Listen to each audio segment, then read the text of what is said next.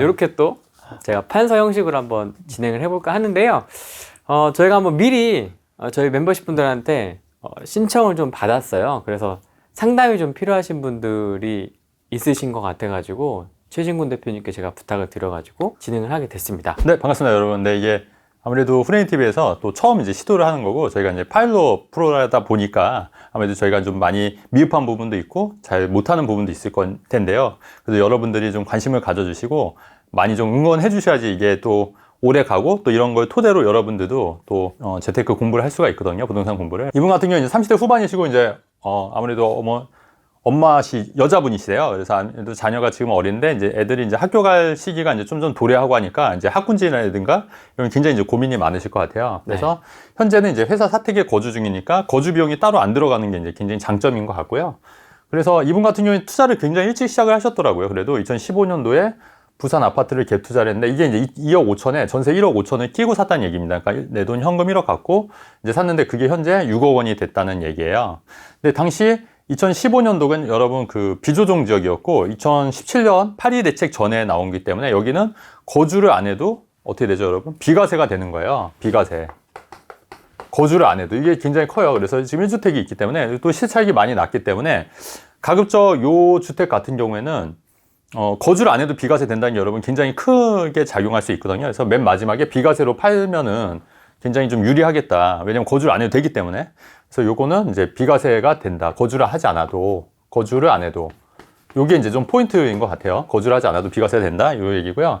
그 다음에 2017년도에 부산 아파트를 또 샀는데, 이거는 아마 그 재건축을 됐는데 어머니랑 같이 지분을 2분의 1로 나누셨던 것 같아요. 사연 내용이 굉장히 길었거든요. 그래서 요거를 굉장히 압축해서 이제 했는데, 지분 2분의 1 했고 현재 월세를 40만 원 받고 있다고 하는데, 아마 보증금이 좀 높은 것 같아요. 보증금 높고 월세를 받고 있는데, 이때는 이제 조정지역식 구매를 했기 때문에 2017년 8월 2일 전인지 이후인지 모르겠지만 어쨌든 조정지역이라는 얘기는 그 이유가 됐을 거란 얘기죠. 그래서 요거는 거주를 해야지만 비과세가 되기 때문에 요거는 거주가 좀 힘들지 않겠나. 그리고 지금 현재 요 집에서는 지금 현재 어머니가 거주 중이라고, 여기는 안 나왔지만 어머니가 지금 거주 중이라고 하더라고요. 그래서 어머니가 거주하면 당장은 못 판다. 근데 잘 됐죠. 뭐 어머니가 못 파는데 나중에 제 비과세로 맨 마지막에 팔면 되기 때문에 또 마침 어머니가 거주 중에 있다. 이런 내용이 또 추가로 있었습니다.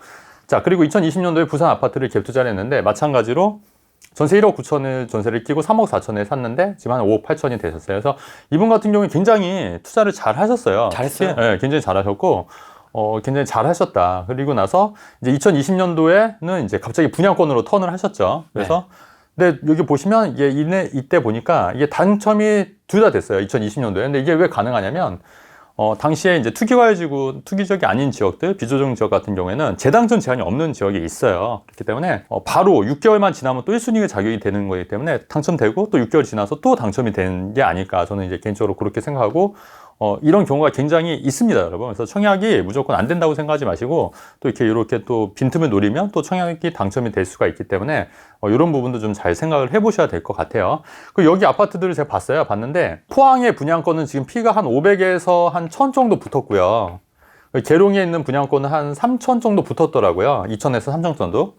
그래서 이것도 뭐 나쁘지 않겠다. 근데 이게 분양가가 얼마였냐면, 분양가 얼마일 것 같아요? 분양가가? 포항이요? 네, 포항이나 계룡. 비슷하더라고요. 25평. 4억대인가? 아니요. 이게 분양가가 2억 뭐 한 5천 정도.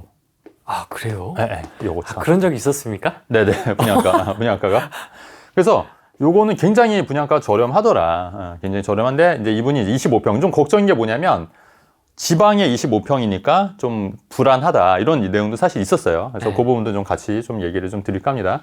자, 그래서 뭐 결론 먼저 얘기를 할까요? 일단은 지방의 분양권도 25평도, 물론 지방은 큰 평수가 더 좋아요. 선호해요. 30평대, 40평대 선호하는데 25평 지방에서는 비선호 타입은 맞아요. 맞는데 요즘같이 경기가 어렵거나 얼어붙을 때는 최근에 그 소형 아파트 거래 빈도수가 굉장히 많이 늘어났다는 그런 기사 봤을 거예요. 그게 뭐냐면 경기가 어려우면 여러분 이런 25평이 또 오히려 각광을 받거든요. 경기가 어려워지면. 근데 지금 불황이다 보니까 경기가 어려워지니까 25평에도 좀 관심을 좀 사람들이 가질 거란 얘기예요. 그래서 이거는 그렇게 걱정하실 정도는 아니다. 다만 다음에 하실 때는 좀 이제 34평, 25평보다는 34평 하시는 게 맞죠. 근데 아마 이분 같은 경우 당첨에 우선을 두기 때문에 당첨이 되기 위해서 아마 전략적으로 25평에 청약을 넣으신 것 같아요. 왜냐하면 경쟁률이 다르거든요. 저 때 20년 되니까 네네, 그쵸. 난리도 아니었잖아요. 경쟁률 좀 아무래도 환상 올랐을 테니까 아마 당첨이 되기 위해서 그랬던 것 같아요. 그래서 잘 하신 것 같고. 그래서 월 수입이 480이고 월 지출이 380인데 굉장히 지출도 적으신 편이세요. 이 정도면 뭐 사실 뭐 굉장히 잘들 하시다. 그래서 100만 원 정도 남기 때문에 제가 볼 때 이분 같은 경우에 제가 감히 뭐 점수를 매길 수는 없지만 이분 같은 경우에 재테크가 이 정도면 한 제가 볼 때 75점 정도? 한 뭐 100점 만점에 네. 75점에서 78점 사이? 네. 좀 요 정도? 8점은 좀 안 되지만 그래도 굉장히 잘 하셨다. 아, 잘했는데 75점. 네, 8점 줄까요? 8점? 알았어요. 8점. 네. 또 이게 또. 미네, 미. 네네. 아, 8점, 오케이. 8점. 이 정도는 80점 정도 된다. 물론 제가 뭐 감히 뭐, 단삼의 뭐 어떤 재택 부동산 투자를 평가하는 건 정말 말도 안 되지만, 그래도 그냥 우리가 또 재미로 해서 한 8점 정도 되지 않겠냐. 이렇게 생각하고요. 자, 그러면 이제부터, 이분의 이제 핵심적인 고민들을 좀 풀어볼게요. 고민들을. 네. 자, 그래서 투자냐, 정착이냐, 그것이 문제로다. 이렇게 보시면 되는데, 일단 이분 같은 경우는 일단 첫 번째 고민이 이거예요. 분양권을 처분하느냐, 가지고 갈 거냐. 예. 결론적으로 말씀드리면, 분양권은 가지고 가는 게 맞습니다. 왜냐면, 여러분 생각해 보세요. 지금 건축비가요, 어마어마하게 오르고 있어요. 건축비가. 그래서 이게 이 정도 분양가 25평에 2억 5천이면 평당 1,000원 정도밖에 안 되는 거거든요. 평당 1,000원. 근데 앞으로 지방이지만 평당 1,000원에 공급을 할 수 있냐? 저는 절대 못 한다고 봐요. 그러니까 분양가가 계속 오를 거라고 보거든요. 거기다가 피가 많이 안 붙어 있는 상태고, 그리고 지금 뭐 경기 안 좋다 하지만은 여기는 또 피가 2, 3점 붙었어요. 그럼에도 불구하고. 그러니까 이렇게 오르는 지역도 있는 겁니다, 여러분. 모든 부동산이 다 떨어지는 게 아니에요. 이렇게 오르는. 그래서 제가 작년부터 지방 부동산 시장이 괜찮을 거다. 서울 수도권은 좀 하향하지만 지방은 좀 더 오르는 지역도 있을 거다 말씀드렸던 거예요. 그래서 이런 지역들은 오히려 수익을 내고 있는 거예요. 물론 이게 큰 수익은 아니지만 그래도 지금 마이너스 아닌 게 어디입니까? 그래서 지금 계속 가고 있는 건데, 근데 분양권은 여러분 지방과 서울을 좀 비교했을 때 서울보단 지방이 땅값이 싸죠. 그러니까 이 2억 5천 중에서 제가 볼 때 땅값은 한 5천, 지방은. 그 다음에 건축비가 한 2억 정도가 들어서 분양가를 산정했을 것 같아요. 왜냐면 땅값이 싸니까. 근데 이 건축비가 지방일수록 건축비가 올라간다는 거예요. 건축비가. 그러면 이게 건축비가 2억에서 20% 오르면 뭐 2억 4천. 그럼 분양가가 땅 3억 5천이 돼야 된다는 얘기거든요. 앞으로는 3억 정도. 3억에서 3억 5천. 최소 1억 정도는 충분히 오를 여지가 있다. 거기다 또 이제 인건비라든가 이런 게 올라가기 때문에. 그래서 앞으로 이 정도의 금액으로 공급을 할 수 있냐? 저는 못 한다고 봐요. 다만 분양권 같은 경우에 가장 큰 문제가 뭐죠, 여러분? 가장 큰 문제. 뭐냐면 입주 때 한 번에 몰리다 보니까 그렇죠. 전세가 맞추기가 좀 힘들어요. 전세가. 그래서 그런 부분도 사실 고민을 했었고, 그런 부분에 대해서는 또 준비를 어느 정도 하셨더라고요. 어떻게 준비를 하셨냐면, 여기에 부산 갭투자 한 게 전세가 만기가 갱신 쳐서 쓰는데, 여기에서 전세금을 한 8, 9천 정도 올려받는 게 있고, 그 다음에 여기서 한 8, 9천, 그러니까 이걸 안 팔고 8, 9천 정도 올려받으면 그 현금이 있는 거고, 또 따로 신용대출을 받아 놓으신 게 있더라고요. 그러니까 그 받은 이유가 요거 이제 맞추려고, 맞추려고 하신 것 같아요. 그러니까 이미 만반의 준비를 다 하고 계세요, 이분은. 아, 잘한다. 네. 그러니까 그럼에도 불구하고 이제 고민이 이제 이거죠. 어떻게 해야 될까? 자, 일단은 분양권은 처분할까, 가지고 갈까? 저는 가지고 갈 거에 한 표. 이거는 가지고 가자. 아, 다 들고. 네, 전부 들고 다요? 가자. 이거 두 개 다. 웬만하면. 웬만하면. 그리고 이 분양권을 처분한 문제가 뭐냐면요. 분양권은 양도소득세가 70%예요. 그럼 3천만 원에 70%면 2,100만 원 세금을 내야 되기 때문에 사실 크게 남는 게 없어요. 남는 게 없고, 지금 중도금 대출이 세대당 2건이기 때문에 두 개 다 받으셨을 거예요. 그러니까 사실 계약금 내고 돈이 들어간 게 없고요. 나중에 이제 전세를 맞추는데 사실 소형이기 때문에 전세 제가 볼 때는 2억에 맞출 수 있어요. 그러면 내 돈 5천만 원만 있으면 되잖아요. 5천. 지금은 이제 한 2,500 들어왔으니까 나머지 2,510만, 한 5천만 있으면 되는데, 혹시 전세가 2억이 아니라 1억 5천에 맞춘다. 이럴 수도 있지 않습니까? 네. 그럼 1억이 필요한 거니까. 그때는 이제 아까 준비를 해야 되는데, 이미 준비를 하셨다, 이분은. 그리고 어떻게 준비를 할 거냐면, 요 부산도 전세금을 받아서 그 현금 9천만 원인가 들어올 수 있게 있대요. 그러니까 충분히 가능하다. 제가 볼 때는. 절대 불리하지 않다. 그래서 웬만하시면 가지고 가셔라. 분양권 처분하지 마시고, 가지고 가시는 거를 저는 추천드립니다. 그리고 그 이유는 제가 말씀드렸어요. 왜냐면 분양가가 너무 저렴하기 때문에 인플레이션 때문에 당연히 오를 수밖에 없어요. 시기가 지나면. 너무 저렴하다. 2억 5천짜리가 어디 있습니까? 새 아파트가, 여러분. 자, 그리고 그 다음에 계속 모아 나갈까? 일부 매도 현금 보유. 저는 이분 같은 경우에 제가 볼 때는 아직 매도를 한 번도 안 하신 것 같아요. 그래서 왜냐면 2015년도 투자를 했고 아마도 제 내피셜은 아마 매도는 한 번도 안 하지 않으셨을까. 자, 근데 그렇다고 하면은 이쯤 돼서는 한 번쯤은 매도를 한번 해보자. 저는 좀 그런 생각이거든요. 억지로요? 아니, 억지는 아니지만, 억지는 아니에요. 생으로 막. 억지는 아니지만, 그래도, 왜냐면 수익이 많이 났잖아요. 제가 봤을 때 여기도 수익이 많이 났을 것 같고, 여기도 많이 났을 것 같은데, 여기도 3억 4천에서 5억 8천에 샀으면 사실 2020년 내고, 2022년 또 지금 정부에서 1년간 다주택 중과를 해주지 않습니까? 근데 이게 제가 볼 땐 또 1년이 지나면 또 1년 또 유예. 결국 폐지는 돼요. 제가 볼 때는. 이것도 잘 기록해 놓으세요. 분명히 그럴 겁니다. 예. 예전에 이명박 정부 때도 그렇고. 하지만, 그럼에도 불구하고, 어차피 이분 같은 경우에는, 뭐, 장기보유 특별공제에서 뭐 2%씩 늘어나는 것도 있긴 하지만, 이게 2020년에서 2022년 2년이 지났기 때문에 어차피 일반 세율로 매도할 수가 있는 거예요. 그래서, 요거 팔면 한 2억 4천 정도 시세 차익이 나는 거지 않습니까? 네. 네, 2억 4천. 그럼 세금이 제가 볼 때 한 5천만 원 나와요. 5천만 원. 그래도 한 2억 정도 남는 거니까 그 돈을 가지고 이 분양권을 잔금 치를 걸 준비하셔도 된다. 아니면 이거를 그냥 그 전세금을 받아서 9천만 원 받아서 하셔도 된다. 근데 제가 볼 때는 한 번은 좀 팔아봐라. 왜냐면 세금도 한번 내보시고 이렇게 한번 돌아가는구나. 왜냐면 내가 진짜 한번 팔아봐야지 사이클이 돌아가는 걸 알거든요. 그래서 한번 팔아보신 게 어떨까 이렇게 생각이 들고요. 이게 팔기 힘들다. 그러면 뭐 이거 2017년. 근데 여기에 보니까 제가 위치를 봤었는데 굉장히 위치가 백화점도 가깝고 학교도 가깝고 지하철도 가깝고 위치가 굉장히 좋더라고요. 그래서 아마 실거주를 여기로 할까도 고민하시는 것 같아요. 실거주를. 그러면 여기보다 여기가 팔기 싫다 하면은 여기도 좀 고민을 해보셔라. 왜냐면 여기도 이미 월세를 받고 있는 거긴 하고, 왜냐면 요거를 제가 왜 팔려고 말씀드리면은 요거 지분 2분의 1 어머니랑 갖고 있는데, 요게 지분을 반반씩 갖고 있으면 이제 좋은 게 적게 투자가 돼서 투자 자금이 적게 들어간 건 있잖아요. 근데 이러면 안 되지만 우리가 또 먼 미래까지 좀 생각을 하셔야 되지만, 만약에 이제 먼 미래에 어머니가 돌아가시면 자식들하고 분쟁이 좀 있을 수 있어요. 그리고 어머니가 만약에 유언장을 쓴다 하더라도, 제가 너무 나가나요? 유언장을 쓴다 하더라도 우리가 그 유류분 청구라는 게 있어요. 네.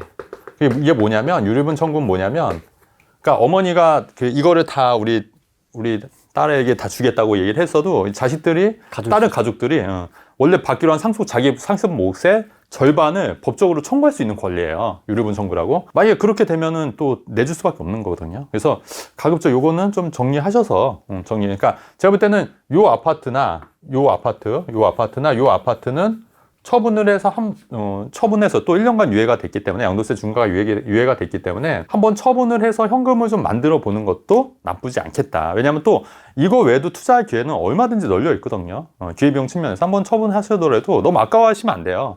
처분하고 한번 매도를 해보시는 것도 괜찮을 것 같다. 네, 이런 생각이 좀 들고요. 근데 만약에 그러니까 요거 둘 중에 어떤 걸 처분할지는 조금 더 고민을 해보시면 좋겠다. 실거주를 어디 할 거냐에 따라. 그렇죠. 예, 이렇게 하시면 됐고, 그 다음에 요 아파트는 처분을 하면 안 되는 게, 요거는 나중에 왜냐면 제일 오래된 거니까 또 차익도 제일 클 것 같고요. 또 비과세로 받는 게, 거주를 안 해도 비과세를 받을 수 있기 때문에 요 아파트는 제일 나중에 팔자. 그리고 솔직히 이 세 개 중에서 차익이 가장 많은 게 어떤 건지도 좀 봐야 돼요. 그래서 그거를 비과세를 받아야 되기 때문에, 왜냐면 체중주택을 비과세를 받을 수 있지 않습니까? 그래서 그런 부분도 좀 고민을 하셔야 되는데, 제가 얼핏 보기에는, 요게 제일 양도세액이 많이 나지 않았을까. 예, 제 개인적으로 그렇게 생각하고, 아니면 요게 또 많이 났다고 하면은, 또 요거를 또 비과세 2년 거주해서 비과세 받으셔도 되는데, 아무튼 요거는 좀 이제 그 정보 데이터가 없어서, 어쨌든 요거 두 개 중에 하나 처분해서 현금을 만드시던지, 아니면 내가 실거주 할 때를 어딘지 정하셔서 나머지 처분하시든지 한번 처분하시는 게 낫지 않겠냐. 네.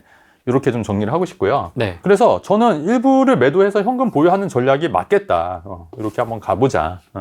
왜냐면 또 이렇게 하면 또 다음 기회들이 많이 보이거든요. 그리고 이분의 제가 왜 8점을 드리는 이유가 뭐냐면, 잘하셨는데 뭐냐면, 주로 대부분이 이분은 부산 투자예요, 부산. 부산. 그러니까 부산에 주로 투자했고, 물론 이제 포항이나 계룡은 이때부터는 좀 이렇게 범위를 확장해 갔지만, 그 전까지만 해도 부산이지 않습니까? 그러다 보니까 부산 경기가 침체되면 같이 침체가 되는 거예요. 그러니까 상호 보완이 안 되는 거예요, 상호 보완이. 그래서, 그리고 이분은 또 이제 단점이 뭐냐, 수도권이 없어요, 수도권. 서울 수도권. 그래서 그러니까 서울 사기는 좀 힘들지만, 수도권에 왜냐면 우리가 서울 수도권이 오르고 지방이 이게 좀 따라 올라가는 경향이 있잖아요. 그래서 뒤처질 수가 있어요. 지금 같은 시장에서는 나쁘지 않지만, 나중에 선도에서 갈 때 시장이 서울 수도권이 없으면 좀 뒤처질 수가 있다. 그래서 그 흐름을 못 쫓아갈 수 있기 때문에 일부 정리해서 수도권으로 갈아타는 전략도 유효하겠다. 아마 저때 수도권 올라가는 걸 놓쳐가지고 맞아요, 분양권을 잡으신 게 아닌가. 맞아. 이거는 잘하셨는데. 그죠. 요거 2015년, 2017년 요거 요 세 개. 요때는 이제 다 부산이지 않겠나. 부산이기 때문에 요때도 물론 이제 이분이 이제 주로 부산에 거주하시니까 그런 건 있겠는데 이제는 좀 더 확장할 시기가 아닌가. 이 정도 한 5채 정도 샀을 정도면 이제는 좀 이제 좀 진출하셔야 돼요. 근데 지금 수도권보다는 지금은 그래도 지방 계속 맞아요. 맞는데. 그러니까 제 말은 처분을 해서 당장 하자는 얘기가 아니라 현금을 보유하고 있다가 적정한 시점에 서울 수도권에 들어가. 좋은 지적이에요. 그러니까 지금 당장 팔아서 수도권 사세요 이 얘기가 아니에요, 지금. 그러니까 오해하실 수가 있는데 그런 얘기가 아니라 팔아서 현금을 좀 보유하신 다음에 적정한 타이밍에 들어갔을 때 이제 수도권에 진입해보면 어떨까. 개인적으로는 그렇게 생각하는 겁니다. 아직 울산과 대구가 남아 있습니다. 맞아요. 대구 시장은 그래요. 대구 같은 경우에는 지금 조정적 해제됐으니까. 근데 지금 물량이 많다 보니까 이게 막 갑자기 이렇게 급등하진 않을 것 같고 좀 당분간은 좀 횡보할 것 같은데 물론 이제 이치에 따라 다르긴 하겠지만 근데 제가 뭐 단언하건데 분명히 좋은 기회는 올 거예요. 한 타이밍. 이 타이밍이 언젠가는 조금 지켜보셔야 된다. 그렇게 생각합니다. 울산에서 놀다가 넘어가시죠, 대구로. 울산 찍고 대구로. 그리고 이제 여기까지 이제 질문 말씀드렸고. 네. 자, 그럼 매도한다면 전세금을 줄이기를 할까? 똘똘한 한 채로 갈까? 이거는 굉장히 중요한 얘기인데 지금 당장 매도를 다 해서 똘똘한 한 채로 가기에는 조금 아쉬운 면이 있어요. 그리고 분양권이 실제 팔기 위해서는 입주하고 2년이 경과돼야지 일반 세율이 되지 않습니까? 그래서 이 매도하는 시점이 있기 때문에 지금은 좀 더 불리시는 거에 괜찮은, 그러니까 지금 다주택 전략으로 가신 게 맞는데, 다만 처분할 수 있는 건 좀 처분해서 시드머니를 좀 모으시고, 또 저평가된 지역, 아까 말한 좀 저평가된 지방 쪽에 저평가된 지역을 더 늘리시는 전략도 있지만, 아니면 좀 현금을 보유했다가 또 나중에 좀 기회를 봤을 때 다시 수도권으로 갈아타는 전략, 좀 시간이 지나서, 그래서 똘똘한 채로 지금보다는 똘똘한 채 가는 것보다는 전세금을 좀 줄여서, 아까 아마 이거 같아요. 전세금을 줄여서 내가 직접 이거를 팔면 전세금을 딴 거 하고 내가 입주할 수도 있는 거잖아요. 그러니까 그런 방법이 또 나쁘지 않을 것 같다. 똘똘한 한 채는 좀 아닌 것 같다. 아직은 아닌 것 같고. 물론 중장기적으로는 똘똘한 한 채가 좀 필요한 게 뭐냐면, 집이 그 50채, 100채 있으신 분들은 제가 가만 보니까 좋은 집에 안 살아요. 그러니까 집만 많은 거예요, 집만. 계속 돌아가야 되니까. 삶의 질은 굉장히 낮아요. 삶의 질은. 근데 그러니까 우리가 좀 생각해야 될 게 뭐냐면 어차피 한 번 사는 인생이에요, 여러분. 한 번 사는 인생에서 또 좋은 집에 살아보는 것도 나쁘지 않다고 저는 생각하거든요. 좋은 집에서. 그래서 너무 주택수에 늘리는 데만 생각하다 보면 물론 자산이 커질 수도 있긴 하지만 그거에만 초점 맞추기보다는 어느 정도 내가 살 집도 갈아타는 것도 중요하다. 저는 그렇게 생각하는 주의예요. 그래서 내가 갈아타면서 투자도 병행할 수가 있거든요. 그래서 그런 방법을 저는 추천해 드립니다. 그 부분도 제가 나중에 기회 되면 제 사례랑 같이 말씀 좀 드려볼게요. 세 번째는 뭐냐면 이제 한 개 분양권 매도해서 실거주 30평대로 가느냐. 그래서 저는 분양권 매도는 반대거든요, 지금. 왜냐면 이거 많이 오를 수 있어요. 왜냐면 너무 지금 저평가돼 있다. 새 아파트인데 2억대면 굉장히 싸다.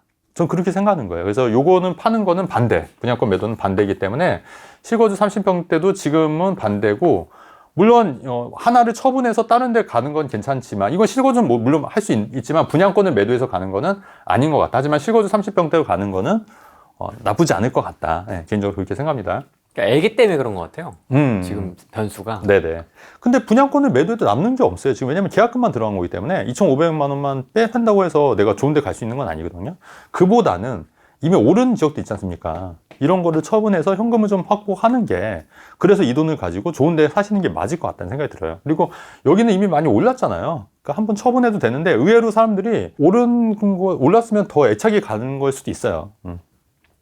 분양권은 이제 아직도 잘 모르니까. 근데 완공이 되면 또 달라질 거예요. 그래서 저는 요거보다는 요거를 파시는 게 낫지 않겠냐. 왜냐면 수익이 났으니까. 기본적으로. 수익이 안 난 거보다는. 그렇게 생각하고. 그리고 너무 부산에만 몰빵하는 것보다는, 좀 이렇게 부산 쪽을 좀 처분해서 또 다른 쪽으로 돌리는 게 맞잖아요. 그래서 저는 개인적으로 요거를 좀 처분하는 게 어떨까 하는 게 제 개인적인 생각이에요. 물론 제 말이 뭐 100% 맞다고 생각하지는 않지만. 자, 그래서 분양권 매도 후 갭투자냐 실거주냐. 근데 물론 실거주도 굉장히 중요해요. 그래서 분양권 매도 후 갭투자보다는 이걸 처분해서 이제 실거주 하시는 거를 제가 이제 추천해 드린 거고요. 그래서 이분 같은 경우에는 총 자산이 15억 5천인데 순자산이 10억 5천이고 부채가 5억이면 비율도 상당히 괜찮아요. 저는 좋아요. 굉장히 적당하고 굉장히 잘하고 계신다. 그러니까 굉장히 제가 볼 때 이분은 성향이 굉장히 안정적이다. 안정적이다 하신 거예요. 그러니까 전 이게 느껴져요. 이분은 굉장히. 왜냐면 여기도 전략적으로 25평을 선택을 하셨고, 그 다음에 시기도 2015년에 한 번 하고, 17년 하고, 20년 하고, 이게 시기별로 이렇게 막 무리하지도 않고, 그렇게 하고, 또 지금 자산과 부채 비율도 굉장히 적당하게 잘 포트폴리오에 짜고 있고, 수입이 굉장히 이 정도면은, 많지는 않으시잖아요. 이런 말 해도 되나? 많으실 수도 있는데, 많지는 않지. 그럼에도 불구하고, 지출도 적어요. 지출도 적어요. 정말 대단하시다. 대단하시고, 월 100을 또 매달 저축하시는 거 보니까, 굉장히 저축하시고. 근데 여러분 생각해보세요. 이 월 100만 원씩 저축을 하더라도, 10년 해봤자 1억 2천이거든요? 근데 우리가 부동산 재테크만 잘 해도, 진짜로. 더블이 됐어. 더블. 훨씬. 근데 이게 사실이에요. 이게 현실이에요, 현실. 그래서 여러분들 혹시 제가 또 말씀드리고 싶은 게 뭐냐면, 제가 여러분 그 투기를 조장하려고 이렇게 한다고 또 오해하신 분들 계실 거예요, 물론. 저는 부동산 투자를 통해서 인생이 바뀌신 분들 굉장히 많이 봤잖아요. 물론 저도 그랬고.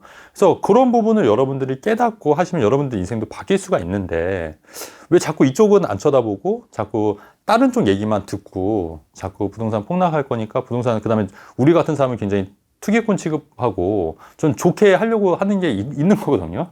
그래서 그렇기 때문에 그런 부분은 좀 고민해 보시는 거 어떨까 이런 생각이 좀 들고요. 자, 그래서 이분 분양권 무조건 들고 가시고요. 둘 중에 하나 처분하셔도 되고 안 처분하셔도 됩니다, 여러분. 안 처분하셔도 돼요. 그리고 요거 이제 전세금 올려서 전세금 올려받는 걸로 요거 이제 입주할 거 준비하시면 되고요. 그리고 중장기적으로는 이제 처분하셔서 서울이나 수도권 쪽에 갈아타실, 똘똘한 채로 갈아탈 준비를 조금씩 해보시는 것도 추천드리고, 그 다음에 계속 이런 식으로 투자하시면은 아마 나중에는 40대 중후반 되면은 아마 강남까지도 오실 수 있지 않을까, 개인적으로 좀 그렇게 생각하는 바입니다. 네. 강남까지 가능한? 네네. 강남까지 가능한 이제 새싹이 보인다? 네. 그렇습니다. 그래서 80점도 제가 좀 적게 드린 것 같아요. 이 정도는 굉장히 잘하신 것 같습니다. 또 한번 가보겠습니다. 만약에 여러분들이 이 두 번째 영상을 보고 계신다면 통편집이 안 됐다는 거 그래서 가는 거라는 거 미리 말씀을 좀 드리고 오늘 진짜 두 번째 시간이군요. 네. 네. 계속 갔으면 좋겠습니다, 여러분. 네. 자, 일단은 좀 볼게요. 이분 같은 경우는 이제 10월에 결혼 예정. 그러니까 아직 결혼 예정이라는 건 혼인신고가 안 돼 있다는 얘기예요. 그래서 성동구에 5천에 135 해서 아마 지금 동거 상태로 이제 하시는 것 같고요. 참고로 말씀드리면 여러분 혼인신고를 안 하면 상속권은 없습니다. 그래서 이제 다만 이제 동거를 하게 되면 이런 말은 좀 그렇지만 이제 동거할 때면 위자료 청구권은 가능해요. 위자료 청구권. 그거는 이제 참고 삼아 말씀드리는 거고요. 그래서 2021년 이것도 쓸까요? 상속권은 없지만 위자료 청구권은 가능. 동거. 네. 사실혼. 그렇죠. 사실혼일 때. 네. 이런 거는 상식적으로 알고 계셔야 돼요. 네. 좋네요. 네. 자, 그래서 2021년에 부천 아파트를 1억 9,800에 샀는데 이게 아마 전세 1억 8,500이니까 1천만 원 갖고 사신 거예요. 거의 1천만 원 갖고 샀는데 3억 8천이니까 거의 한 2억이 오른 거죠. 그러니까 수익률이 짱입니다. 20배, 거의 20배. 그러니까 굉장히 잘 사신 거고 타이밍이 아마 굉장히 절묘했다. 아마 후레인TV를 열심히 보신 분이지 않겠나. 저는 개인적으로 그렇게 생각합니다. 그 전에 사지 않았을까? 굉장히 잘 사신 거예요. 이거 본인이 사셨으면 제가 볼 때는 좀 투자 감각이 그래도 좀 있으시다. 왜냐면 첫 투자가 굉장히 성공적이다. 왜냐면 이게 사실 쉽지가 않아요. 20배면 이거 주식으로 환산해봐도 어마어마한 거예요, 사실은. 굉장히 잘 사셨다. 자, 그리고 월 수입이 1,000이고 월 지출이 300이고 지출도 뭐 적당하세요. 300이면 굉장히 알뜰하신 편이고요. 그래서 허용 가능 금액은 이제 40%인 이제 400만 원 정도. 그래서 700만 원이 남으니까 그래도 이제 현금 여력은 어느 정도 되시는 분이다. 아마 뭐 맞벌이를 하셔서 아마 그렇게 보이시는 것 같고 소득이 많은 것 같고 앞으로 소득도 이제 조금씩 더 늘어나지 않을까 이렇게 생각이 들고요. 우선은 혼인신고를 언제 해야 되냐. 근데 이분이 좀 고민이 이거였어요. 이거를 그냥 2년 해서 팔면 어떨까 이거예요. 부천 아파트를. 근데 이게 고민이었거든요. 그냥 팔아버리고 이 돈 합쳐서 하겠다. 근데 제가 이게 한 수익이 얼마가 났냐면 한 2억 정도 났지 않습니까? 근데 이거 팔면요 세금이 5천 정도 4천 얼마 나요. 4천만 원, 4,500 정도 대략 어바웃으로 그냥 5천 나온다고 해볼게요. 그러면 2억에서 5천을 빼면 1억 5천인데 근데 이거 세금 안 낼 수 있는 방법이 있어요. 하나도. 어떻게 하면 되죠? 여기서 전세금 빼주고 2년을 거주하시면 돼요. 왜냐면 2년 거주를 하면은 비과세가 되는 거예요. 비과세 여러분. 그렇기 때문에 이거 못 들어가, 이제 왜 이분이 못 들어갈, 팔려고 생각하시면 아마 성동구랑 부천은 이제 상당히 멀지 않습니까? 그렇죠. 아마 그런데 여러분, 한번 이거 한번 생각해 보세요. 5천만 원은 한번 벌려고 해보세요. 벌려고. 가야 돼요. 그냥 가야 돼. 5천만 원 벌기 힘들어. 안 그렇습니까? 이거는 뭐 고민의 여지가 없어. 그냥 가셔야 돼. 너 부천 가라. 부천 그냥 가셔야 돼. 딴 것도 다 필요 없고. 아니, 그리고 이 명의가 아마 남편 명의가 한 분 명의일 거예요. 그러면 한 분만 보내세요. 한 분만 보내. 명의자만. 아니, 명의자만 한 분 보내고. 어차피 둘이 갈 필요는 없으니까. 한 명만 보내고 전세금을 빼야 된다. 빼셔야 돼요. 그래서 입주를 하셔야 된다. 그리고 여러분, 혼인신고 언제? 이거 되게 중요한 질문인데요. 그 혼인으로 인한 일시적 1가구 2주택, 일시적, 제가 글씨 너무 못 써드냐 이해해 주세요. 일시적 2가구 주택. 이게 뭐냐면, 이렇게 집이 두 채가 있어요. 혼인 전에 각각 한 채씩 있는 거예요. A, B. 혼인 전에 각각 한 채씩. 근데 결혼을 했어요. 그러면 어쩔 수 없이 두 채가 된 거잖아요. 그러면 이거를 언제까지 팔면 되냐? 5년 이내. 5년 이내 팔면 비과세 각각 해주겠다는 얘기예요. 비과세. 근데 이게 비과세 요건에 맞춰야 되지 않습니까? 근데 부천은 2021년도에 조정지역이었기 때문에 무조건 2년 거주를 해야 돼요. 부천은. 근데 2년 거주를 안 해도 되는 데가 있죠. 비과세 받을 수 있는. 어디? 비조정 지역은 가능해요. 비조정 지역. 그 말은 뭐냐면 비조정 지역의 아파트를 이런 식으로 갭 투자를 하시거나 분양가는 사셔서 하나 더 사라. 하나 더 사고 혼인신고는 사고 나서 해라. 혼인신고는 구입하고 나서 해라. 구입 후. 언제? 내가 하나 더. 부부니까 이게 남편 명이면 본인 명의로 사시면 되고 여자분 명의로 사시면 되고 이 부천집이 여자분 명이면 남편 명의로 사시면 된다. 그래서 각각 비과세 받는데 이거는 2년 무조건 거주를 하셔서 들어가셔라. 그리고 여기는 거주를 안 해도 된다. 그러면 각각 비과세이기 때문에 이 돈을 합치면 수도권에 입성할 수가 있다. 이 얘기예요. 자, 그리고 혼인신고 하면은 상속은 그때부터는 가능하다. 네. 그렇게 해서 뭐 중요한 건 아니지만 어쨌든 이런 부분에 대해서 좀 생각을 하셔야 될 것 같고 되게 강조하시네요. 네. 중요하기 때문에. 자, 그래서 그리고 또 우리가 또 이혼도 많이 하지 않습니까? 이혼도. 네, 하지만 그 잘 사신 게 중요한데 이제 그런 것도 이제 좀 같이 좀 생각을 하셔야 된다. 우리 항상 모든 최악의 경우를 생각하셔야 돼요, 여러분. 지금부터 빌드업을 잘해야 조금씩. 그 시드 2억 5천으로 솔직히 서울 아파트 투자는 좀 힘들어요. 2억 5천은. 이제 수도권은 가능하니까 거주는 괜찮은데, 이거를 언제 하면 되냐면, 아까도 얘기했듯이 한 번 좀 텀을 두셔야 돼요. 그러니까 본인이 어차피 2년 거주를 하려면 또 시간이 필요하니까 하나 더 사셔서 각각 하고 혼인신고해서 두 개를 팔고 그때 서울 수도권으로 갈아타는 전략으로 하면은, 어떨까. 그래서, 요거는 이제 조금 힘들 것 같고, 이제 수도권은 이제 가능하다. 이제 시간이 좀 지나면. 자, 그 다음에 또 중요한 질문 하셨어요. 향후 대출 및 금리 흐름 예상. 어제 그 발표가 난 게 4억 미만의 주택은 고정금리로 대출 전환이 가능해요. 그죠? 지역에 상관없이. 네, 지역에 상관없이 4억. 이게 발표가 지금 확실히 이제 났는데, 근데 이 주택이 마침 3억 8천이네. 네. 지금은 모르겠어요. 지금 아마 좀 또 떨어지고 있어요. 아마 거의 4억에 근접할 것 같아요. 이 정도면. 자, 그러면 4억이면 이분은 첫 내 집 마련이니까 LTV 80% 나오니까 물론 DTI도 되잖아요. DSI도. 그러면 이거 전세금 빼주고 들어가서 살면 돼요. 대출 받아서. 그리고 고정금리로 갈아타시면 됩니다. 고정금리로. 네. 혜택이니까. 네. 왜냐면 금리가 지금 향후 오를 여지가 있고요.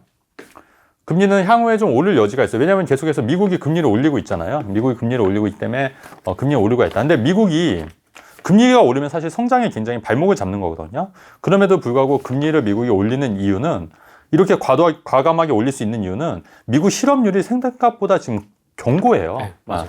실업률이 생각보다 견고하기 때문에 미국이 이렇게 강하게 드라이브를 할 수 있는 거거든요. 그래서 당분간 실업률이 뭐 올라가지 않는 한 계속해서 금리는 오를 수가 있다. 그래서 당분간은 고정금리가 유리하다. 그리고 또 정부에서도 이런 혜택을 주고 있지 않습니까? 딱 맞아 떨어지네요. 그래서 무조건 고정금리로 갈아타셔라. 갈아타시고 이거 해서 대출에 돈이 있어도 대출을 최대한 받으세요. 왜냐면 본인 명의로 다른 거 하나 더 사셔야 되거든요. 비조정 지역에. 역시 적폐. 그치. 네. 돈이 있어도 땡겨라. 돈 있어도 땡기셔야 돼요. 그래서 최대한 대출을 받으셔서 3억 8천에 그 LTV 뭐 80%까지 최대한 뭐 3억까지도 아마 대출이 나오지 않을까 싶어요. 그렇게 되면 뭐 더 나올 수도 있지만 뭐 최대한 많이 받고 나머지 자금은 이제 또 다른 거에 투자를 해서 명의로 해서 혼인신고를 하고 각각 해서 비과세 받는 전략으로 갈아타고 나서 이제 이거 이제 팔고 나서 또 어떻게 할 건지는 또 그때 가서 좀 생각을 해보셔야 될 것 같습니다. 네. 그럼 저 2.5억은 어떻게 됩니까, 시드? 이것도 이제 이걸로 이제 그 다른 거 비조정 지역을 사거나 아니면 요거 이제 전세금을 대출을 얼마 받을지 모르겠지만 이거 빼주고 이제 그렇게 이제 준비해야 되죠. 왜냐하면 또 비조정 지역 같은 경우에도 또 매매가 전세가 차이가 많이 나는 데는 또 많이 날 수가 있는 거거든요. 네, 많이 나는 데도 있기 때문에 이 돈을 최대한 활용해서 투자를 더 하셔라. 그런 말씀을 드려요. 다만 지금 흐름상 아무래도 비조정 지역 중에서도 좀 유망한 단지들은 좀 찾는 해안이 필요하실 것 같은데 그 부분은 제가 여기서는 말씀을 못 드려요. 그래서 그 부분은 조금 더 좀 생각을 해보고 고민을 해보셔서 잘 선택을 하셔야 될 것 같다. 비주정을 추가로 하나 더 한다고 하면 네. 분양권으로 접근을 해야 되는 거예요? 저 같으면 분양권으로, 근데 분양권의 단점이 뭐냐면 입주하고 또 완공이 되면 시간이 좀 오래 걸리긴 해요. 그러니까 한 2년에서 4년? 또 이제 최근에 전세 계약갱신 청구를 제가 볼 때는 2년 후면 없어질 수도 있어요. 근데 그렇게 되면 또 시간이 좀 더 늘어질 수가 있거든요. 왜냐면 전세가 껴있는 상태에서 매도를 하면은 좀 안 팔릴 수가 있거든요. 그래서 분양권 같은 경우에는 내가 조금 더 텀을 두고 한다고 하면은 분양권도 전 나쁘지 않다고 봐요. 하지만 내가 좀 빨리 좀 순환하겠다. 그러면 이제 매매가 전세가 차이가 좀 적은데 갭 투자를 해서 비조정 지역에 갭 투자를 해서 좀 상승 요인이 있는 지역을 찾아서 올려서 파는 전략. 근데 아마 이분은 요런 이 투자 감이 좀 있으시니까 이때도 굉장히 좋은 타이밍에 저렴한 비용에 딱 그 순간 잡으신 거잖아요. 그러니까 이런 거를 한 번 더 잡으시면 돼요. 한 번 더. 한 번 더. 어렵겠지만 한 번 더 잡는데 다만 거기는 거주를 못 하는 데니까 비조정 지역을 찾아야 된다는 얘기예요. 아니면 그냥 본인도 거주를 해야 돼, 2년. 각각. 어차피 혼인이니까 2년. 근데 또 그렇게 하기엔 너무 좀 힘들잖아요. 견우와 직면에? 응? 견우와직녀. 근데 그건 너무 현실적으로 좀 그러니까 거주를 안 해도 비과세를 받을 수 있는 지역을 해야 되는 거고 그다음에 여러분들이 정말 많이 놓치시는 게 뭐냐면 비과세는 여러분 무조건 받으셔야 돼요. 진짜로. 비과세. 아니 2억을 수익이 났는데 5천만 원 내면은 얼마나 아까워요. 5천만 원 벌려고 해봐요, 여러분. 못 벌어요. 근데 이거를 왜 세금을 내요? 내가 2년만 딱 고생하면 되는데. 2년만 딱 고생. 좀 많이 고생. 많이 고생할 수 있는데 뭐 그래도 뭐 근데 또 이렇게 주말 부부도 나쁘지 않은 게 일주일에 한 번 보는 것도 오히려 사이가 굉장히 돈독하더라고요. 왜냐면 일주일에 한 번씩, 2주에 한 번씩 보면은 마치 이렇게 연애하는 것처럼 애절하게 해서 막 엄청 좋아하는 사람을 제가 봤거든요. 그러니까 이렇게 좀 떨어져서 사는 것도 나쁘지 않을 것 같다. 이 사연자분은 뭐 투자는 한 건밖에 없지만은 네. 그리고 이제 전체적인 상황을 봤을 때 점수는 어느 정도? 그러니까 저는 이분은 굉장히 가능성은 높게 봐요. 왜냐면 사실은 1,000만 원 투자해서 2억을 번다는 것 자체가 사실 저도 힘든 케이스거든요. 사실은 저도 힘든 케이스인데 이거를 진짜 운으로 잡으셨던 실력으로 잡으셨던 뭐 둘 다 어느 정도 이제 있었겠지만 그래서 이런 감각을 잘 키우신다고 하면은 제가 볼 굉장히 괜찮을 것 같고요. 다만 이 한 번으로서는 이제 평가하기가 점수를 매기기는 굉장히 어렵다. 그래서 저는 한 73점 드리겠습니다. 73점 정도면. 왜냐면 한 건이기 때문에 제가 좀 뭐라고 말씀드릴 수는 없는데 근데 대부분의 이제 근데 제가 점수를 좀 박하게 주는 경우도 있는 것 같아요. 왜냐면은 이제 더 많은 사례들이 제가 알고 있기 때문에 박하게 주는 것도 있는데, 근데 이 정도만 돼도 굉장히 괜찮고, 아무래도 후레인 TV를 또 보시는 분들은, 애청자분들이 확실히 이제 수준이 높구나 다시 한번 또 생각하게 되는 계기가 됐습니다. 사연 보내달라고 하려고 했는데, 네. 이런 거 들으면 사연 못 보내겠네. 근데 여러분 꼭 그러실 필요가 없어요. 여러분들이 이 사연을 통해서 또 배우는 것도 많고, 또 여러분들이 사연을 보고 또 이제 점수를 또 봐서 또 생각해 볼 것도 있고, 그리고 이런 부분에서 사연을 좀 많이 보내주세요. 그러면 저희가 또 이렇게 잘 해서 방송에서 이렇게 또 할 테니까 사연을 많이 보내주시면 좋을 것 같습니다. 자, 이분 같은 경우에는 일단 4인 가족이고 40대 초반 워킹맘이시잖아요. 그래서 보니까 자녀가 좀 어리더라고요. 뭐 자녀가 6살, 4살이니까 아직 학교 갈 나이는 아직 아니에요. 그래서 아직 좀 시간이 좀 있다. 아직 시작하기에는 시간이 있다. 이런 말씀 좀 드리는 거고, 인천 청라에 매매를 했고 2020년에 58. 이거 지금 한 정도 8억 정도 하는 것 같아요. 그러니까 한 2억 정도 오르신 것 같고요. 아마 그거는 안 썼는데, 그다음 2020년도에 서울 개포동 15평 아파트 당첨이 돼서 7억인데 이것도 한 15억 정도 해요 지금. 평당 1억 가니까. 그러면 이것도 뭐 8억 올랐고, 이것도 한 2억 올랐으니까 한 10억 정도 버신 거예요, 이분도. 불과 2년 만에. 불과 2년 만에, 여러분. 이게 가능한 겁니다. 그러니까 머리만 좀 잘 쓰면 충분히 가능하다는 얘기고요. 근데 이분은 보니까 여기가 먼저 당첨이 됐더라고요. 여기가 당첨이 됐는데, 당시에 이 2020년도에 분양권이 2021년 이전이기 때문에 주택수에 포함이 안 된 거예요. 그렇기 때문에 분양권은 주택수에 포함이 안 되니까 제가 한번 그 후레인TV에서도 한번 그 얘기 했었잖아요. 일시적 1가구 2주택. 그러니까 이분이 우리 그 후레인TV 방송을 보고 했는지는 모르겠지만 그리고 나서 청라 아파트를 바로 매매를 하신 거예요. 왜냐하면 일시적 1가구 2주택을 만들기 때문에. 즉, 분양권은 2024년 입주가 될 때 집이 되는 거예요. 그러니까 이거는 지금 현재 1주택인 상황인 거예요. 인천 청라 매매가. 그래서 여기는 직접 2년을 거주를 하신 거거든요. 그러면 2022년, 자 올해부터는 비과세 되는 거예요. 이 8억. 지금 12억까지 비과세죠? 12억까지 비과세이기 때문에 세금 하나도 안 내시고 파실 수가 있는 거예요. 그리고 나서 입주 2024년. 이때 입주를 하면은 이제 또 일시적 1가구 2주택이 되는 거니까 이제 이때 입주를 이제 하신다고 보시면 될 것 같고요. 개포동도 이분이 되게 전략적으로 하신 게 계속 청약에 당첨이 안 됐었을 때요. 아마 제가 볼 때 가점이 좀 어느 정도 있으셨던 분 같아요. 근데 전략적으로 아마 15평을 노린 것 같아요. 근데 어쨌든 여러분 당첨이 중요한 거예요. 당첨이 15평 노렸기 때문에 이 정도의 시세 차이, 약 8억 정도의 시세 차익을 얻으실 수 있는 거거든요. 당첨이 중요한 거예요. 그러니까 많은 분들이 15평이면 어때요? 당첨이 중요한 거지. 8억을 버는데. 안 그래요, 여러분? 그러니까 꼭 이 평수가 물론 중요하지만 너무 이 평수나 이런 거에 하다 보면 청약이 안 된다. 제가 항상 강조하는 얘기잖아요. 근데 이분도 그런 틈새를 잘 찾아서 당첨이 되신 케이스다. 네, 이렇게 보시면 될 것 같습니다. 굉장히 잘하신 거예요. 그리고 이거 살고 나서 바로 이 청라 아파트 산 것도 굉장히 신의 한 수였다. 이렇게 생각합니다. 자, 그리고 부동산 외 자산은 신용 대출 2억 5천 있다는 거고요. 주식, 코인, 펀드 5천만 원 있는데 녹는 중 계속 이제 마이너스라는 거죠. 그다음에 현 예금 적금이 1억. 뭐 현금도 어느 정도 잘 보유하고 계신 것 같고 제가 볼 땐 요새 대출이 올라가고 있는 추세이기 때문에 어차피 뭔가 지금 액션을 취하실 분은 아닌 것 같아요. 왜냐하면 이때 입주를 해야 되니까. 그럼 2024년까지 약 2년 남았지 않습니까? 그러면 이 예금을 대출을 좀 갚는 것도 괜찮을 것 같아요. 왜냐면 대출 금리가 오르기 때문에 굳이 예금을 갖고 있을 필요는 없을 것 같다.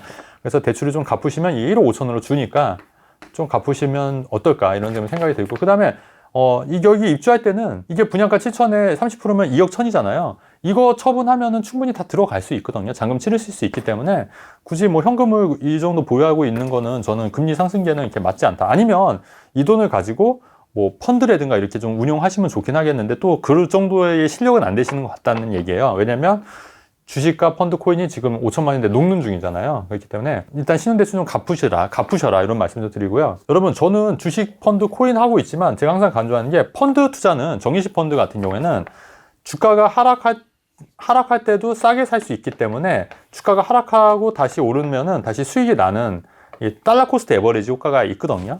제가 항상 강조하는 건데 그래서 이거 정기식으로 하게 되면 마이너스 절대 안 납니다. 마이너스 안 나기 때문에 이 정기식 펀드도 좀 공부하셔서 하시면 괜찮을 것 같은데 저는 코인이나 주식은 좀 공부를 좀 많이 하셔야 된다는데 그렇지 않으면 사실 이걸로 수익 내기는 정말 쉽지는 않더라. 제 경험상. 최근에 저희 회원분 중에 한 분은 코인으로 단기간에 10억을 벌었다가 단기간에 또 망했어요. 단기간에 그 선물 옵션처럼 그런 거 하다가 그래서 그분이 저한테 하신 얘기가 10억을 코인으로 벌어보니까 아무것도 안 보인대요. 아무것도 안 보인대. 모든 게 다 10억 벌면 바로 100억 벌 수 있을 것 같고 20억. 자신감이 너무 해서 만약에 제가 뭐라고 조언했으면은 그냥 웃기고 있네 아마 했을 거라고. 뭐라 얘기하면은 꺼져 막 이랬지 않았을까. 웃기고 있느냐. 바로 그냥 사람이 그렇게 되는 것 같아요. 그래서 이 타이밍을 이게 잡기가 힘들어요. 그리고 돈을 좀 벌면 이게 우쭐을 이게 해서 어깨에 이게 장난 아니에요. 제가 그런 분들 정말 많이 봤거든요. 그래서 우리는 항상 투자자들은 또 항상 겸손해야 돼요. 겸손. 항상 겸손해야 되기 때문에 그래서 저도 어깨를 항상 이렇게 좀 이렇게 움츠려 들고 이렇게 이제 보시면 될 것 같고, 그다음에 월 수입이 800이고 월 지출이 500이면 뭐 300만 원 정도 이제 저축 여력은 굉장히 괜찮으신 편인데, 아까 다른 분들은 월 지출 300인데 아마 이분은 그래도 삶에 이제 자녀들이 이제 크고 하니까 이 정도 지출도 저는 적당하다고 봅니다. 적당하고 일반적. 일반적으로 적은 편이죠. 그렇죠. 일반적으로. 잘 알고 계신 것 같아요. 자, 그래서 이번에 이제 질문은 이거죠. 강남홀딩과 실거주. 자, 청라 아파트 매도 시기를 물어보셨는데, 청라가 요새 좀 이렇게 올랐다가 요즘 다시 좀 주춤하는 면도 있고요. 선수도권. 근데 어차피 이분은 실거주를 지금 하고 있기 때문에 2024년 입주할 때까지 갖고 계신 게 맞죠. 갖고 계시고 입주할 때 그때 파시면 돼요. 비과세로. 그때 팔서 하시면 되고, 이건 이제 2024년. 근데 이분이 이제 생각하는 게 실거주를 해야 되냐, 요 문제잖아요. 근데 이분이 걱정하신 게 아마 이거 같아요. 15평. 작아. 네. 아마 34평 같거든요. 네. 너무 작다는 거죠. 너무. 그러니까 절반이니까. 아, 근데 애매해요. 애매해. 근데 15평이면 작은데, 근데 개포 신축 아파트는 뭐가 좋냐면 커뮤니티가 좋아요, 여러분. 커뮤니티. 그러니까 집에서 잠만 자는 용도로 하시면 돼요. 그래서 이왕이면 이 짐 같은 거를, 저는 이렇게 제가 감히 이런 조언 드리고 싶은 건데, 딱 2년만 실거주 해라. 2년만 눈 딱 감고. 아, 개포에서. 네, 개포에서 다시 입주해서. 왜냐면 아까 얘기했듯이 비과세 받기 위해서 그래요. 비과세 받으려면 딱 2년만 입주해서 하고, 이 돈을 팔면 요 15억 정도면, 15억이랑 또 돈을 또 모으면 뭐 15억에서 한 20억 정도는 되지 않을까 싶거든요. 아, 5억이 어디서 나오는 거죠? 이제 또 투자해야죠. 투자. 그 투자 방법도 제가 말씀드릴 건데, 어쨌든 자, 15억이면 사실 좀 애매해요. 애매해. 왜냐면은 목동 아파트가 한 그 31평이 20억 정도, 20억, 최소 20억 정도, 28평이 20억 정도 있어야 되니까 좀 애매하거든요. 그러면 대출을 좀 많이 받거나 해야 되는데, 제 생각은 한번 이렇게 하시면 돼요. 그러니까 이거는 제 투자인데, 여기에 이제 요거를 팔면은 이제 없어지지 않습니까? 청락 아파트가. 그러면 개포에 입주를 하시고 또 하나를 더 사는 거예요. 비조정 지역에. 일시적 일가 2주택으로. 그렇게 하면은 또 하나를 더 사면은 이거를 사고 나서 얼마만 팔면 되냐면 3년 이내만 팔면 비과세 되거든요. 3년 이내. 근데 이게 문제가 뭐냐면 1가구 2주택. 근데 어차피 양도세 중과, 그러니까 12억이니까 12억 초과분은 예전에는 다주택 중과로 해서 12억 초과분에 대해서는 다주택 중과세율로 매겼는데 그것도 없어졌어요. 없어졌기 때문에 이 15억 부분에 대해서도 이게 12억 초과분에 대해서 물론 세금을 내긴 하겠지만 그 금액이 크기 때문에 그 부분은 세금이 이렇게 많지는 않으니까 어쨌든 3년 이내에 이거를 처분하시고 여기가 또 2년 보유가 되면 여기도 비과세 받을 수 있는 거예요. 여기도 비조정 지역도. 그러니까 3년 이내 처분 대신에 순서를 처분. 무슨 말인지 이해되시죠? 그러니까 입주하고요. 비조정 지역 아파트를 하나 더 사셔야 된다는 얘기예요. 사셔. 그리고 3년 이내에 개포동 아파트를 2년을 채우고 거주를 채우고 파시고, 그리고 나서 2년에서 3년 사이에 이것도 파는데 이것도 연도를 조절해야 돼요. 연도를. 왜냐면 이게 연도가 같으면 합산가세가 돼요. 합산가세. 근데 비과세니까 근데 요거는 비과세가 아니지 않습니까? 근데 요게 비과세니까 상관이 없겠구나. 합산이 같은 연도에 파셔도 되겠다. 왜냐면 이게 세금이 없기 때문에. 그렇게 해서 비과세로 팔면 제가 볼 때 요거 잘 선택하면 요것도 한 3, 4억 정도 벌 수 있어요. 잘 선택하시면. 그러면 요거 15억이랑 요거 3, 4억 하면은 거의 20억가량 된다는 얘기예요. 그 돈을 가지고 목동 아파트로 가셔라. 목동 아파트. 20억이면 가능하다. 대출 좀 받거나 하면은. 그런 전략으로 가시는 게 어떻겠냐. 저는 개인적으로 그렇게 생각합니다. 근데 제일 중요한 게 뭐냐면 요거 비조정 지역을 요거 입주하시고요. 비조정 지역 아파트 하나 더 사는 거. 요게 핵심이에요, 요게. 어디를 살까? 요거를 사서 3년 이내니까 3년 이내에 요거 팔고 그 돈 합쳐서 목동 아파트로 가는 전략. 그리고 그러면 이게 최소 한 2024년에서 2026년 팔 수 있는 시기가 2026년이니까 2026년, 2027년쯤 되니까 지금 한 4, 5년 남았지 않습니까? 그러면 딱 자녀가 10살, 9살 됐대요. 그러니까 11살, 그러니까 고학년 됐대. 대부분 저학년일 때는 학군이 필요 없어요. 저학년. 한 3, 4학년 될 때 학군을 보거든요. 4학년 될 때, 4학년 정도 될 때 딱 맞춰서 목동 아파트 가시면 돼요. 개포에서 전학 가야 되네요. 한번 가야 돼요. 전화. 근데 저도 이제 경험상 제가 이제 마곡에 있다가 강남으로 왔거든요. 강남으로. 근데 우리 이제 전학할 때 굉장히 막 울고불고 막 했었어요. 우리 친구들 헤어지고 하고 막 친구들이 막 와가지고 막 가지 말라고 막 울고 막 난리도 아니었거든요. 근데 지금은 생각도 안 났네. 생각도 안 났네. 그리고 이사 온 거 잘 왔다고.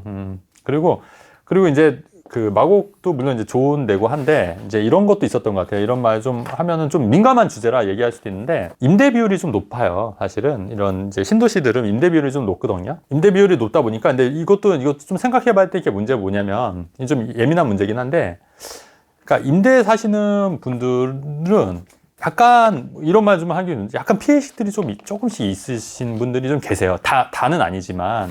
그래서 대부분 임대 아파트가 있는 데는 커뮤니티가 잘 운영이 안 돼요. 왜냐면 커뮤니티 같은 경우, 왜냐면 이게 개인적으로 다 뭐 10,000원, 20,000원씩 내야 되거든요. 근데 그것도 이제 좀 부담이 되신다는 것도 있고, 그거에 대해서 왜 내야 되느냐, 이렇게 말씀하신 분도 있어서, 그래서 실제로 마곡 같은 경우에 수영장, 다른 데 이게 수영장이 있는 단지들이 수영장 운영이 안 되더라고요. 그러니까 반대를 하셔서. 그리고 제가 이제 이런 분들을 만나면 굉장히 좀 피해의식이 좀 있으신 게 뭐냐면, 근데 그도 그럴 게, 여러분 그 마곡 같은 경우에는 분양가가 4억 3천이었어요. 분양가. 근데 시프트가 얼마냐면 3억이었어요. 3억. 당시에. 34평. 근데 지금 마곡이 이게 얼마냐면 이게 지금 18억이에요. 16억. 근데 시프트는 그냥 3억이잖아요. 시프트 하신 분들은. 근데 당시에 이거 1억 정도만 있으면 그냥 분양 받을, 왜냐면 미분양이었으니까. 그러니까 얼마나 억울하겠어요. 심적으로. 왜냐면은 이거 했으면 지금 16억인데 못 들어가, 이제 못 사잖아요. 시프트. 그러니까 그게 막 그 울분이 막 이게 있는 거예요. 예. 울분이. 그냥 본인 선택인데요. 그러니까. 근데 그 생각은 못 하고 이제 그게 이제 남 탓, 사회 탓. 사회가 잘못됐다. 집값을 투기꾼 탓. 문재인 탓. 문재인 탓. 아니, 문재인 탓은 안 하더라고요. 문재인은 문재인 좋아. 중요한 게 문재인 탓. 문재인 대통령은 굉장히 좋아하시더라고요. 이게, 그러다 보니까 이게 엄청나게 이런, 이제 좀 이렇게 한이 좀 서려 있어요. 그래서 이게 불문율이 뭐냐면 이분들한테 집값 얘기하면 안 돼, 진짜. 근데 마음적으로, 심적으로 마음에 상처를 많이 받으세요. 그래서 저는 개인적으로 그 정부 정책도 잘못되어 있는 게, 강남에서도 왜 그 임대비율 높이라고 계속 얘기하잖아요, 재건축. 근데 사실 그것도 좀, 굳이 왜 같이 꼭 살아야 되나요? 같이 살고 싶지 않다. 그러니까 각자 이제 또 있는 거니까 굳이 소셜 믹스해서 섞어서 하더라도 이렇게 반목이 있는 거. 그래서 전 차라리 임대 그냥 없앴으면 좋겠어요. 따로 살고 싶다. 근데 어쨌든 이분들도 본인들이 선택한 거잖아요, 사실. 근데 이분들은 집값 하락에 베팅한 거예요, 어떻게 보면. 집값 안 오를 거야. 왜냐면 이때는 2014년도잖아요. 2014년도 집값 안 오를, 나는 집값 안 오를 거니까 시프트 할래, 임대. 안전하게 전세 할래. 그래서 선택하신 거니까. 그러니까 그런 부분들을 좀 생각을 하셔야 된다. 그리고 이렇게 집값이 오른 게 저희 잘못이 아니지 않습니까? 저희 잘못이 아니고 경제 원리에 의해서 이런 거니까 이거 누구 탓할 것도 아니고 뭐든지 남 탓을 하면은 발전이 없어요. 발전이. 어쨌든 다 내 탓이다. 내 탓이다. 내 선택이었다. 그러면 지금이라도 뭔가 다른 선택을 해야 되는데, 또 이렇게 하기가 격차가 많이 벌어지면 너무 가슴이 아프고 생각하기가 싫은 게 인간의 사람 심적이에요. 그러니까 그거를 넘어서는 사람이 성공하는 거고, 그거를 넘어설 수 없는 사람은 계속 그 자리인 것 같다. 개인적으로 좀 그런 생각을 하게 됩니다. 그래서 좀 제가 주제 넘게 좀 이런 말씀 좀 드렸고요. 어쨌든 제가 볼 때는 강남 아파트, 그래서 이런 것도 있죠. 강남 아파트는 파는 것이 아니다. 아니, 15평은 너무 작죠. 실거주 하기에. 이런 경우에는 팔아야죠. 물론 강남 아파트, 아니면 그냥 여기 거주하지 말고 전세 놓으시고요. 그냥 넓은 데 사세요. 넓은 데 사시고, 여기는 나중에 애들 다 보내고, 나중에 두 분이서 살 거면 그냥 전세 놓는 방법. 그리고 전세 놓고 넓은 방법으로 가는 거. 팔 거면 무조건 2년 실거주 하는 방법. 언제 실거주 하냐? 2014년, 24년 들어가서 해라. 그리고 여기는 제가 알기로는 굉장히 커뮤니티가 잘 있을 거예요. 뭐 수영장, 사우나, 헬스클럽, 뭐 영화관부터 시작해서 어마어마하게 잘 돼 있을 거예요. 그래서 만약에 살더라도 집만 좁은 거 외에는 불편한 건 없다. 그 다음에 개포동이 옛날에는 되게 못 사는 동네였거든요. 근데 굉장히 그 자연과 이렇게 산과 이렇게 맞물려서 굉장히 좋은 지역이고, 또 대치동과 가까워서 학원과도 가깝고, 다만 이제 제가 이제 학원을 픽업해야 되는 그런 좀 불편함은 있지만은, 그래도 개포동도 굉장히 그 부촌으로 떠오르는 지역이기 때문에 살아보더라도 뭐 나쁘지 않다. 단지 이제 평수가 작은 거는 좀 감수하셔야 된다. 예. 근데 좀 어렵긴 한데, 저 같으면 눈 딱 감고 2년 살고 하거나, 아니면 진짜 내가 나중에 노후에 살겠다 하면은 그냥 전세 주시고요. 전세 주시고 그냥 넓은 데서 원하시는데 사시는 것도 나쁘지 않겠다. 근데 어쨌든 청라의 아파트는 파셔야 된다. 네, 파셔야 된다. 여러분, 가점이 높으면 무조건 일단은 가점을 노려야 돼요. 청약을 노려요, 청약. 왜냐면 이분들 같은 경우에도 안전 마진으로 얼마를 번 거냐면 8억을 버신 거거든요. 안전 마진으로. 7천만 원 투자해서, 왜냐면 계약금만 있으면 되니까. 7천만 투자해서 8억이면 10배. 10배 번 거예요. 그리고 나서 바로 청라의 아파트 2년 거주해서 일시적일가 2주택 만나서 비과세해서 바로 샀기 때문에 여기도 2억 정도 버신 거고 굉장히 잘 하셨다. 그래서 단기간에 한 10억 정도 버신 거고 굉장히 이분도 투자를 잘 하셨다. 이렇게 생각을 합니다. 그래서 이분 같은 경우는 저의 점수를 네. 감히 드리라면 네. 일단 청약으로 이제 수익을 많이 내셨으니까 제가 83점 드릴게요. 오. 83점. 이 정도면 그래도 양호하신 편이다. 양호하신 편이고 그리고 아까 말씀드렸듯이 입주하고 나서 비조정자 한 채 더 살 궁리를 좀 해보세요. 만약에 입주를 하실 거면 그게 핵심일 것 같아요. 그게 핵심. 그리고 진짜 아까도 얘기했듯이 뭐 내가 진짜 노후에 편안하게 둘이 살겠다. 둘이 사는데 15평은 그래도 살만, 왜냐면 이게 커뮤니티가 또 잘 됐으면 또 이게 또 괜찮을 것 같아요. 거든요. 또 살기에는 좀 불편해요. 근데 4명이서 내 자녀가 살기에 2명이 살기에는 좀 좁다. 그렇죠. 그럼 어렸을 때 딱 잠깐 2년 빨리 짧게 살다가 빨리 이사 가는 것도 나쁘지 않으니까 그런 전략으로 가보시면 좋을 것 같습니다. 실거주 상담하실 때 핵심은 네. 보니까 비과세네요. 비과세죠. 비과세. 왜냐면 여러분 그 8억이면 만약에 실거주를 안 하면 거의 절반 내요, 세금을. 절반, 3, 4억. 근데 실거주를 하면 거의 2년을 거주하면 이분 같은 경우도 1억이 안 나올걸요? 최소. 왜냐면 비과세 되는 부분. 그러니까 그 초과분에 대해서만 내는 거니까 세금이 정말 안 나와요. 그러면 보세요. 3, 4억을 벌려고 하면은 힘들잖아요, 여러분. 3, 4억을 어떻게 벌어요? 그걸 왜 국가에 떼주냐고요. 근데 비과세는 이렇게 크기 때문에 무조건 비과세를 받을 수 있으면 비과세를 받아야 된다. 그게 핵심이에요, 컨설팅에. 강남 아파트는 파는 것이 아니다 해서 15평은 팔아야 된다라고 말씀하셨잖아요. 왜냐면 실거주가 힘드니까, 장기적으로. 네. 그러면 만약에 34다, 네. 84다. 네. 그러면 어떻게 되는 거예요? 갖고 가야죠. 갖고 가야죠. 무덤까지 갖고 간다. 갖고 가죠. 그렇죠. 무덤까지. 뭐, 자녀한테 물려줄 생각하고 갖고 가는 게 네, 맞다. 아니면 목동 가셨다가 또 돈 벌어서 다시 오시면 되죠. 다시 강남으로. 또 돈 많이 버셔서 또 그때 돼서 또 많이 버시면 되니까. 그러면 목동 아파트로 접근하는 전략이 가능하기 때문에 지금 저 밑에 있는 청라나 송도나 검다는 말씀을 안 하신 거죠. 그렇죠. 이왕이면 이제 학군. X 쳐버려. 송도 X 쳐버렸어. 여러분, 송도 여러분, X 쳤습니다. 지워. 아니, 물론, 청남송도 검단 다 좋은 지역이에요. 그죠? 좋은 지역인데, 그래도 이제 이분 같은 경우 학군에 또 관심이 많으시고, 또 이제 목동 아파트에 또 가장 좀 관심이 많으니까, 제가 강서고등학교 나왔어요. 서울대 많이 가는 강서고등학교. 근데 그 당시만 하더라도, 그렇게 막 이게 좋은 학교는 아니었지만, 저 다닐 때만 하더라도, 근데 강서고등학교 가면은 이렇게 지하에 이게 깜빵이라는 데가 있어요. 그래서 공부 잘하는 애들이 여기서 이제 공부를 하기는 지하에 깜빵처럼 그런 데 있었어요. 자습실. 독서실. 독서실 있었는데. 우등반. 네, 우등반만 갈 수 있는 데인데, 저는 못 갔다는 거. 저는 못 갔는데, 근데 어제 강서가, 이게 그, 목동 아파트 단지가 굉장히 그 학군지로서는 좋아요. 개인적으로. 왜냐면 거기는 유흥시설도 없고요. 유일하게 그때 그 바다 이야기인가? 그런 유흥시설이 없는 데가 못 들어갔던 데가 목동으로 제가 기억하거든요. 그래서 그런 데도 있고, 유흥시설도 없고, 애들도 공부 좀 많이 하는 편이고, 그래서 목동이 면학 분위기도 좋고, 또 여기가 그 도서관, 예전에는 또 양천 도서관도 있었고, 강서 도서관도 있어서 도서관이 있어서, 그런 학군지도 굉장히 괜찮고, 그 다음에 평지. 또 평지고, 맞아요. 그 다음에 또 가을 되면은 또 감나무 같은 것도 열리고, 그런 운치도 있고, 감나무가 주렁주렁 열려요. 감나무 때문에 이사 가진 않을 것 같은데. 그렇지. 그래도 이렇게 보면 운치가 있어서 굉장히 좋더라. 그래서 목동은 저는 개인적으로 굉장히 좋아하는 동네이기도 합니다. 저도 이제 어렸을 때 그쪽에서 살았기 때문에 굉장히 좀 애착이 가는 동네. 그렇기도 합니다. 그래서 송도나 청라나 검단도 물론 굉장히 좋은 도시들이에요. 좋은 도시들인데 그래도 이제 인서울 쪽으로 이제 접근하신다고 하면은 그 다음에 이분은 충분히 그 정도의 자산이 되세요. 조금만 준비하시면 충분히 자산이 되시니까 되시는 거고. 근데 이제 또 자산이 안 되시는 분 또 억지로 또 가는 거는 힘드니까 또 그럴 때는 또 이제 청라나 송도나 검단 이게 사람이 맞춤별로 또 이제 다양하게 이제 방법론에 대해서 좀 이제 설명을 드리는 거죠. 사람마다 또 다 다른 거죠, 뭐. 주택이 하나만 있든 무주택자도 그럼요. 고민이 있을 그렇죠. 수 있잖아요. 그렇죠. 근데 그게 힘들고 절실할 수도 있잖아요. 네네, 맞습니다. 그런 분들께서 그 영상 하단에 만약에 이 파일럿이 3부가 다 나갔다면 통편집 안 되고 다 나갔다면 하단에 영상 설명란과 고정 댓글에 링크가 있습니다. 링크.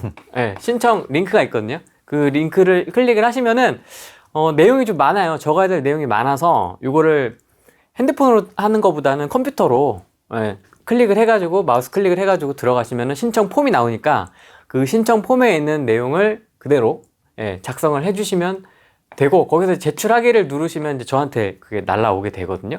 예, 근데 이제 그때 적어주실 때 사연을 막 뭐 자기 심리 상태라든지 이런 거 말고 좀 객관적인 팩트 위주로 정리를 해서 개조식으로 적어주시면 돼요. 감정이라든지 뭐 이럴 것 같아서 샀습니다. 이런 얘기는 굳이 예, 하실 필요는 없고 다 해드릴 수는 없고 좀 대표님께서 보시고 이건 좀 같이 공유를 해야 되겠다 하는 내용들 위주로 저희가 한번 좀 선정을 해서 촬영을 해보도록 하겠습니다. 그래서 또 선정 안 됐다고 나를 너무 미워하냐 또 이런 거 구독 취소 이런 거 하지 마시고 네. 어쩔 수 없다라는 거 이해를 해주시고 네, 신청을 해주시면 좋을 것 같습니다.